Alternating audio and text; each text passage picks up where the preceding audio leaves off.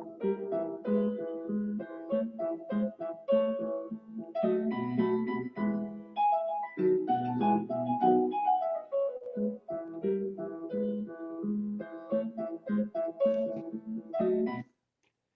is the People's Water Board Coalition Water Wednesday webcast for March 9th, 2022.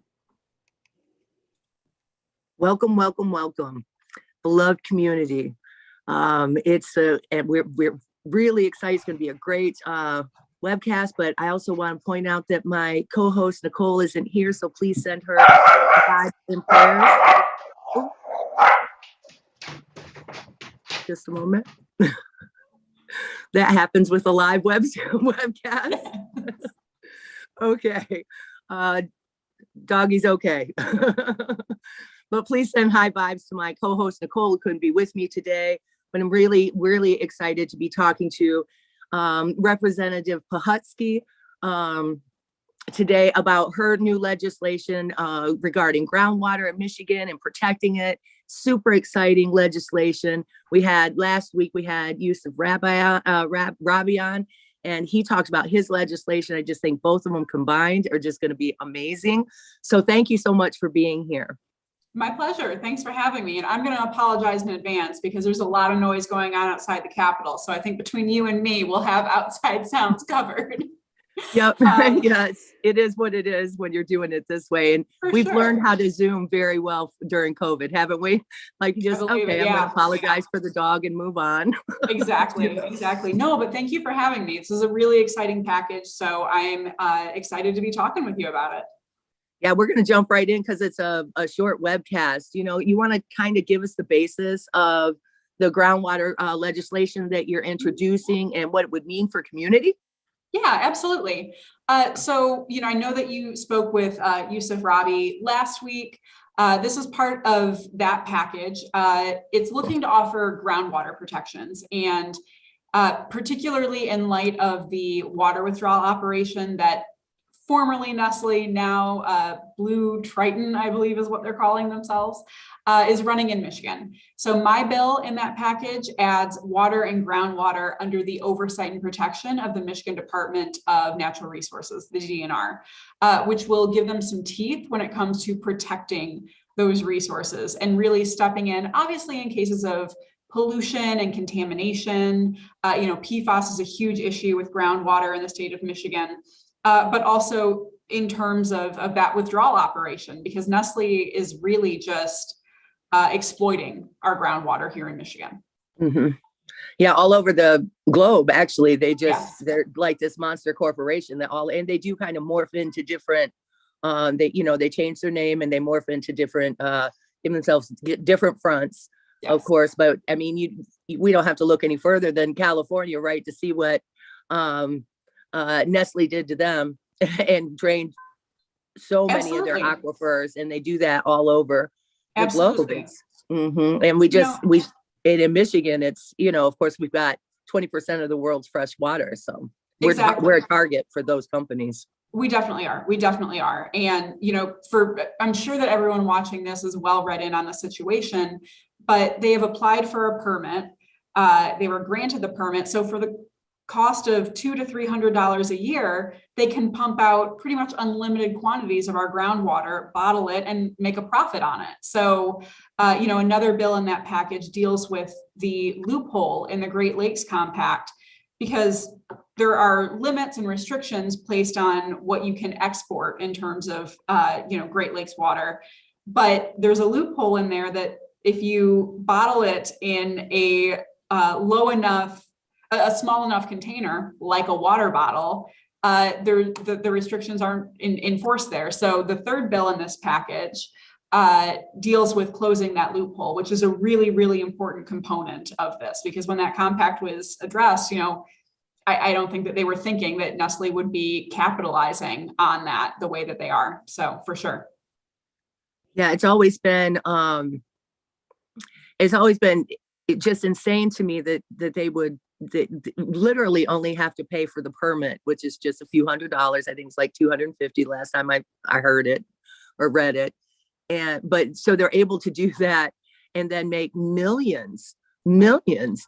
And then they're also like one of those corporations that, and a lot of bottled water companies are, that contaminate water all over the world too. So when, it's literally, well, we'll contaminate the water and then we'll sell it back to you for, from somebody else or whatever that looks like.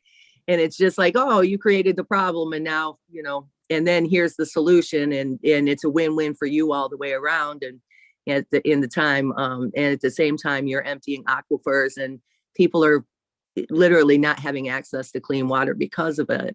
It's never, ever made any sense to me. Never. No, absolutely. And the disruption to the water table that we're seeing here because of this operation it's just tremendously impactful. And it's something that we need to curtail. Mm-hmm. The water table in the Great Lakes. Yes. You talk about, yes. Yeah. And the tributaries throughout Michigan. There's all the tributaries are so important for Michiganders farming and all of these things, that they're just emptying them out and then they don't have access. You talk about disrupting a food chain at that point, right? Yeah, absolutely. That's really important legislation because it's, we can't have loopholes in the Great Lakes, contract. You just can't. That's right. And we certainly can't hand it over to monster corporations that don't care about people or the planet or anything. Definitely not. So how do you think that specifically would affect, if your legislation got passed, how do you think it'll really affect communities? Do you think it, Yeah, I mean, so it would be a positive step in making sure that Michiganders have a say in what happens to their groundwater. So like I said, this package, there's 3 bills in it.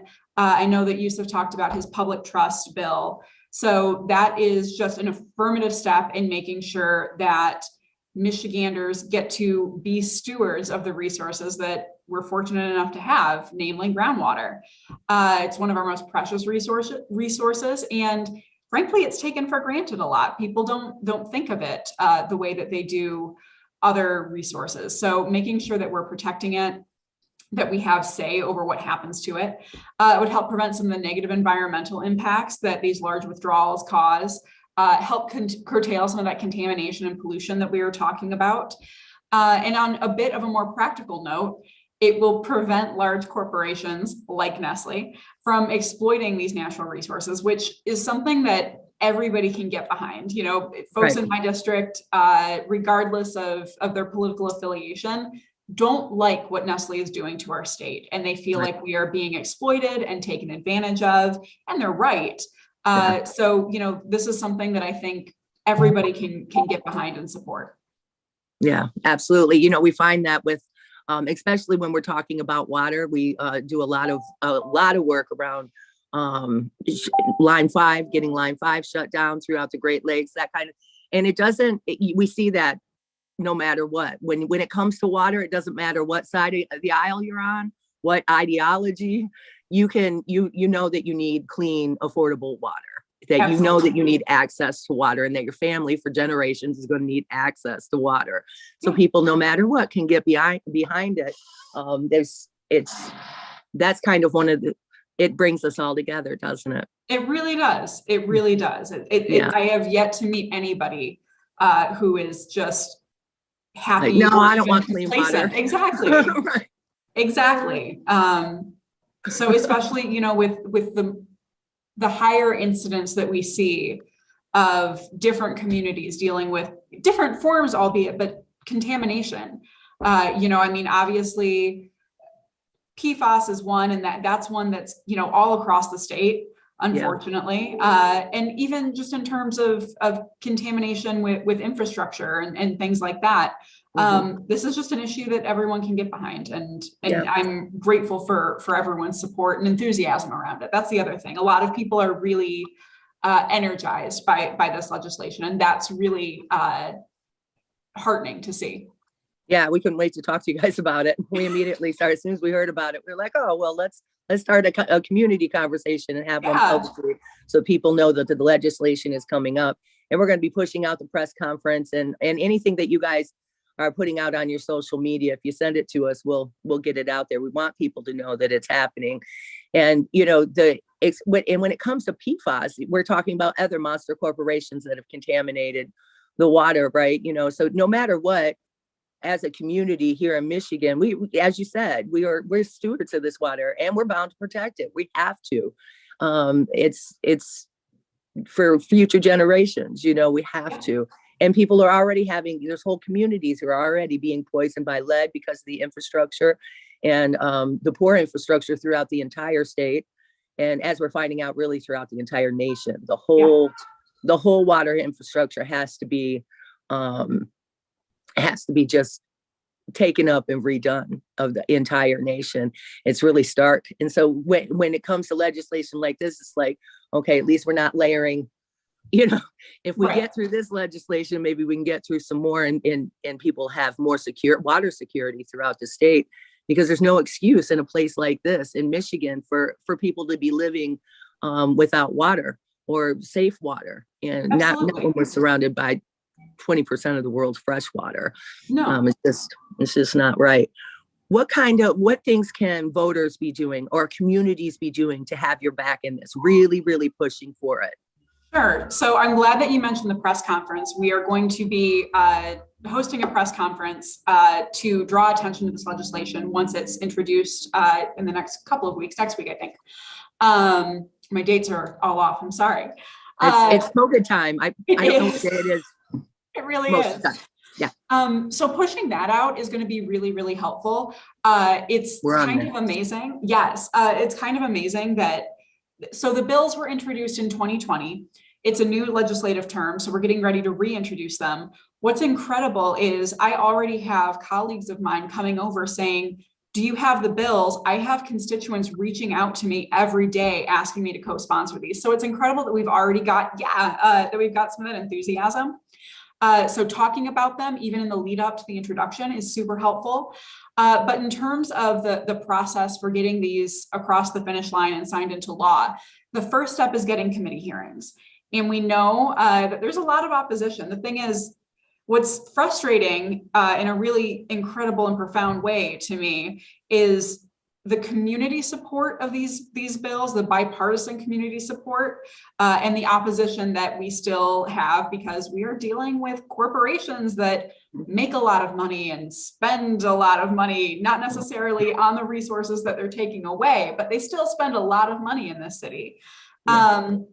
So the first step is going to be getting a committee hearing. They will be referred to the Committee on Natural Resources. I'm assuming that's where they went last time. It makes sense that that's where they'd go. Contacting Chair Gary Howell is going to be the most important step in getting us a hearing. Gary I used to be on the Committee for Natural Resources. I enjoyed it, and I really, really enjoyed Chair Howell. He's a very reasonable guy who, weighs legislation before he brings it up. He's not just looking to get headlines. He's looking to do a good job on that committee, and he really does. So people calling him would help? Yeah, absolutely. Calling and emailing and saying, these are priorities for the state of Michigan. We need to get these bills in. And also letting your representatives know that these bills are coming. Ask them to co-sponsor it. Ask them to support them when they have the opportunity to vote, whether that's in committee or on the floor. But really just making sure that folks are aware is immensely helpful, but definitely getting a committee hearing is the first step. Yeah, so that was a call to action. That was a call to action, my friends. For the week around World Water Day, we're going to be doing a lot of legislation. People's Water Board is organized with folks, other organizations around Michigan to really go hard on be calling them and emailing them and having real conversations with our legislators. And these bills are definitely part of what we're going to be talking about. Awesome. Of course, talking about lead service lines. We're really concerned with what's happening in Highland Park and Benton Harbor. But these bills are, it's a protection that every Michigan resident needs, right? That's just simply not there. And it's taken away by, just basic corporate greed and interest, and just not, so that was a call to action, and we'll make sure to do that. And we're going to make sure that we share out all of the press conference things and get people really having conversations about it, and continuing the conversation for it. I appreciate it. I appreciate it. And just thank you all for being such fantastic partners on this whole thing. It's daunting, right? Like, this is a really significant, detail heavy bill package. And yeah, and your guys' support and partnership on this has been fantastic. So I really appreciate all of the work that you're doing, the calls to action, and just being present for this conversation is really, really helpful. And it means a lot to me. So thank you. Thank you. Thank you for all this work. I'm really, we were talking about it before we got on, we got live, went live, but I was really happy with the theme for World Water Day, for the United Nations World Water Day this year, was groundwater. And we were having this conversation, I thought it was just so timely, such a perfect time to push out that legislation, and for us to really, with it being World Water Day and us talking about groundwater, we can really bring that to the forefront globally. Everything that we put out will be connected globally to that struggle. And I think that that's really where our strength is at this time, to really get organized globally, understand that everything's really, really connected, especially when it comes to water. Yeah. And so to have that as a global conversation at this time, and the legislation coming out, it's just so good. It's goodness, personified. Yeah, no, it's great. It's exciting. The three sponsors, we've frequently talked about how groundwater is essentially like another Great Lake that we have here in Michigan. Mm-hmm. And there's a lot of energy around protecting and preserving our Great Lakes, which is fantastic. But I'm really, really happy that there's more attention being focused on groundwater, just because it's so important, obviously here in Michigan, but like you said, across the world. It's so important, and it's frequently overlooked. So I'm really glad that we're highlighting it through World Water Day, but also, the legislation that we're talking about too. Yeah. Representative Hood is the third one, right? Yes. The third, can you tell us a little bit about what that legislation is about?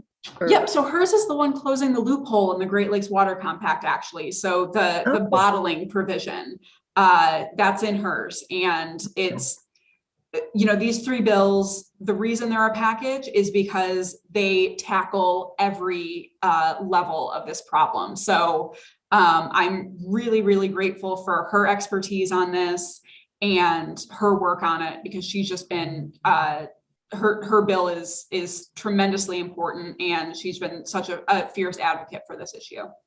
Yeah, I looked her up. I actually looked up all of y'all, but I was really, really impressed with how she's, her wording on it. She was straight to the point, about it. And I'm looking forward to, we're supposed to talk to her in a couple weeks. So, I'm hoping that, that we can, really round this out. I think we're talking to her around World Water Day. I'd have to look it up, but I think that we are. So awesome. I'm looking forward to, giving our listeners kind of a whole overview of the bills, and so that they're able to talk to their communities, their churches, their block clubs. Like, that's really where we're wanting these conversations to go. We want the community to have them, and start talking about how important it is for us to be pushing for them. Yes. And just so grateful for the people at the, in the representative level, to where they're pushing for them. I think it's going to make a difference. It's for all of Michigan. Yes. Yes, I absolutely agree. This is not an issue that impacts, one particular part more than the other. It is, it's not a partisan issue. And the support that we've seen reflects that, right? It's not siloed to one particular community or anything like that. So I think that that's absolutely right. This is going to impact the entire state. And it's important to move this legislation for that reason. I completely agree. Yeah. Do you see other states pushing for the same kind of legislation? Have you seen any of that? Not so much that not exactly like this, I don't think. No, I know that there's been work around, the public trust aspect and things like that, and just different efforts to protect groundwater. But I don't necessarily know that the issues that we're facing are, I think they're sort of particular to Michigan because of the way that we've let Nestle get away with some of this. So I think it's not necessarily. Well, it would set a legislative precedence for sure. Then exactly. Like, That's well, the they goal. did it in Michigan, so we can look into that same type of thing for us and our municipalities and communities. Right. So there's always it could be one of those really great precedents that was, that's being set. And we always see people paying very close attention to what's happening in Michigan, right? Throughout the globe. Exactly. We've really been a leader on protecting our natural resources and things like that. So I'm hoping that this is another example of that. Yeah, it would be great. It was a few years ago when the CEO of Nestle came out and he said very publicly, just this ridiculous. I don't even know how the man sleeps at night, but he said very publicly that, water isn't a human right. It's not. We can commodify it. We can do all of those things to it because it's not a human right. You have to pay for it. And it's never ever sat well for me because everybody should have access to water. Everybody. Absolutely. How dare you hoard water? Right. and utter those words without, I don't understand it. I've never been absolutely. able. Absolutely. Understand it. I agree. When it's treated that way, when it's commodified and, there's a denial of it. We saw a lot of this through the pandemic too, water shutoffs in the middle of a public health crisis where everyone was being told to wash their hands. Right. It's just the commodification of water is, it's abhorrent. So no, I completely agree. The statements that are, propping that theory up are, it's frustrating, but I do think, I think what was interesting about how we started looking at it through the pandemic, it really solidified that it is a human right, that you cannot deny people water. Obviously we're in the midst of a public health crisis, but I think that the pandemic highlighted a lot of issues that were being discussed beforehand, but it really kind of highlighted the importance of some of them. And I know that there was a concern within the environmental community that I shared that people would lose sight of environmental priorities through the pandemic. And I'm really grateful that I don't think that was the case. I think it definitely, they stayed a priority, and there was also a new importance and a new perspective on it as well. Yeah, it's split it wide open. That's how we ended up with a moratorium on water shutoffs throughout Michigan. And we ended up with a 2-year moratorium on water shutoffs here in Detroit. Because, they, for years, Detroit was doing mass water shutoff campaign, just terribly, just horrible practices, shutting off whole communities at one time. My community was one of them, so I literally watched them shut off in a 3-block radius, every single house. And it took us a couple weeks to get the water turned back on, but that's really how we ended up with a moratorium from a mayor who didn't care if we had affordable water at all. It was just because he knew that with a pandemic, that a public health crisis would not just stay concentrated here in Detroit, that it would spread throughout Michigan, and Governor Whitmer knew too. Yep. But certainly here in Detroit, we know what it's like to be without water, and it's never okay. And it's certainly we're demanding a water affordability plan now. Certainly. Absolutely. Mm-hmm. Absolutely. Yeah. No, I'm completely on board with that. I agree.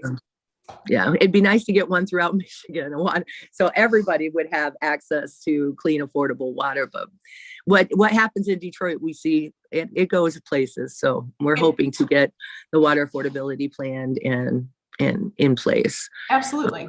Yeah. Well, I really want to thank you so much for doing this. And I hate that my co-host Nicole wasn't here because she always brings so much to the table from impacted perspective. So I hope that we get to have you back on and you get to meet her and talk with her. And we're 100% behind this. The People's Water Board Coalition is going to be pushing this legislation because it's good for all Michiganders. And like I said, we're going to be talking to Representative Hood in the next couple of weeks. So people, please tune in for that. And yeah, thank you. Thank you for all of your work. Thank you. Thank you. No, Nicole's wonderful. So hopefully next time I'll be able to talk with her too. But I really appreciate you having me on and the conversation and just stressing the importance of this. I really, really appreciate it. And all of your work on these issues is just tremendous. So I'm grateful for it. It's great to collaborate with you all. Thank you. Thank you. And next week, we're going to be talking to Jesse Deerenwater about what's happening with nuclear waste in our water. It's going to be really, really exciting. So folks, please tune in for that.